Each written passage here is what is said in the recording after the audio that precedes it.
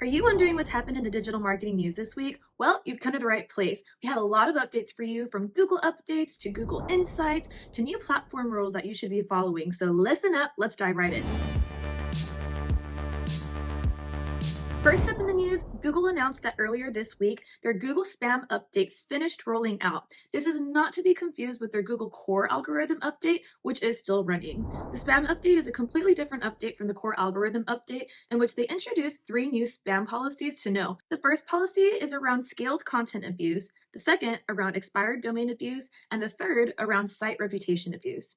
The first two went into effect immediately, but they're going to let users get their act together until about May to fully roll out their policies around site reputation abuse. So you've got a little bit of time. Next up in the news, do high quality web pages get crawled more often? The answer should not surprise you. It is yes.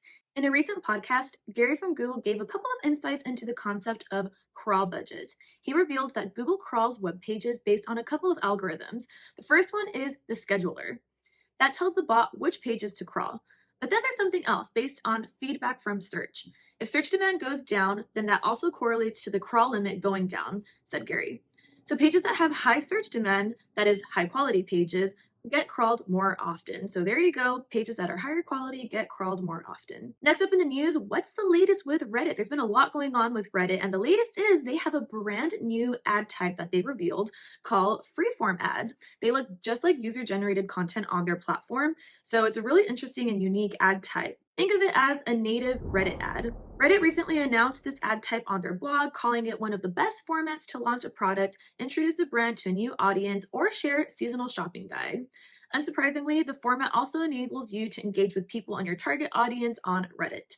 You can turn your ad into what Redditors call a mega thread, and you can also use freeform ads with multiple media types. So if you're interested in advertising on Reddit, make sure that you check out this brand new ad type. Seems really interesting. Next up, a little study on something a lot of publishers are asking themselves, and that is, how much exactly is Google's search generative experience costing publishers?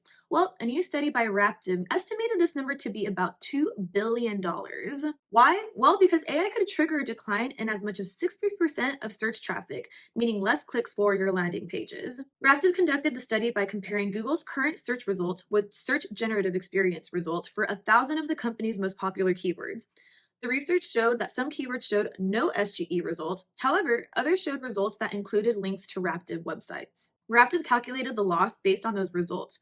For its 5,000 site portfolio, the loss amounted to about a 25% drop in search traffic. I wouldn't go panicking about this right now. Google's still making a lot of changes to their search generative experience and doing a bit of a slower rollout than I maybe would have expected when they first announced this news. So don't panic yet, but do know that a big shakeup is coming to your traffic eventually. Next up in the news, we have some updates around AI generated video on YouTube. As we know, there have been a ton of really awesome tools pop up around AI generated content for video. You can get some really high quality videos produced with a lot of different AI tools nowadays. However, if you are planning on publishing those on YouTube, you now have to disclose that they are AI generated. There is a new UI feature in Creator Studio displaying a checkbox with the text is altered or synthetic and seems real. You have to check that box if your video includes content generated with the assistance of an AI tool. YouTube will let viewers know that it's not real footage. However, if you're using AI generated content for other production tools like creating scripts and things like that, then you don't actually need to disclose that. You only need to disclose if the actual video was created by an AI tool. Are you a successful publisher on TikTok? Well, I've got some good news for you. TikTok just announced that they have a brand new creator rewards program. It's designed to reward successful publishers on the platform. In the announcement, TikTok says that content creators would get rewarded based on 4 different metrics: originality, play duration, search value, and audience engagement.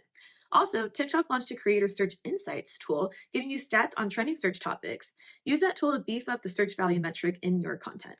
Do you manage a large website that publishes a lot of content in bulk? And have you ever wondered if that might be considered spam? Well, we've got some clarification on that from John Mueller. The subject came up last week on X, where someone asked John Mueller if publishing content in bulk would be considered spam. He said, "Content is generally not considered spam just from the way you publish it. Mueller replied. Some sites switch on a big batch of awesome content, and awesome is awesome. Some sites publish small amounts of junk, and well, it's not junk because of how it's published. So if you're ever concerned that you are publishing a lot of content all at once, know that it is not considered spam as long as it is high quality. Next up, looks like there's some changes coming to Instagram with the length of Reels. Currently, the Reels limit is set to be at 90 seconds, but some creators are reporting that they're getting a message saying that they can now publish Reels up to 3 minutes. So looks like Instagram is doing a slow rollout of these longer format Reels that you can publish. Meta recently reported that Reels views are up 20% year over year, so it makes sense that they want to capitalize on that watch time and let you watch longer Reels on their platform. Next up on the latest with LinkedIn, the platform is now allowing you to promote content from any user via their new thought leader ads. In the past, you could only promote the content from verified employees. Now you can do it from anyone. According to LinkedIn, 73% of decision makers say that a company's thought leadership content is more trustworthy than marketing materials when it comes to assessing that company's core competencies. You can now set up the thought leader ads through your campaign manager. That is it for this week's news, and I'll leave you with a little bit of homework. If you are in the B2B space, make sure you check out LinkedIn's new thought leadership ads. If you're using AI to generate any part of your videos on YouTube, make sure that you're clicking that little check mark saying that they are AI generated. If you're thinking about advertising on a Reddit, check out their native ads and also think about how to integrate Reddit more as a strategy into your marketing mix. More on that from Ignite Visibility next week. And lastly, think about how you might be wanting to post longer reels on Instagram. That is it for this week, folks. Thank you so much for listening to our news this week. We will catch you next week with more news.